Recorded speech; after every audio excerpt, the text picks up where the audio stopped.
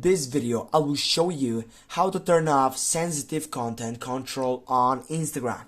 Firstly, open up your Instagram application, go up right over here into your profile section on your account, tap on the three dots on your right upper side, select the first selection settings, and then scroll down and go for the seventh place, which is account.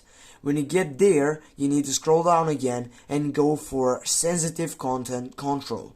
Go on that selection, and right over here you are gonna be available to choose up between three different options. You need to go on the session, which is for limit even more, and with this you may see fewer photos and videos that could be upsetting or offensive, when with this you're gonna simply take over that sensitive content control. But if you go with limit, it will be by that side on default, but also if you go on allow, you may see more photos and videos that could be upsetting or offensive. Now if you go limit even more, you're going to be set up onto that setup, but if you get back and go for allow, you're going to simply turn off sensitive content control.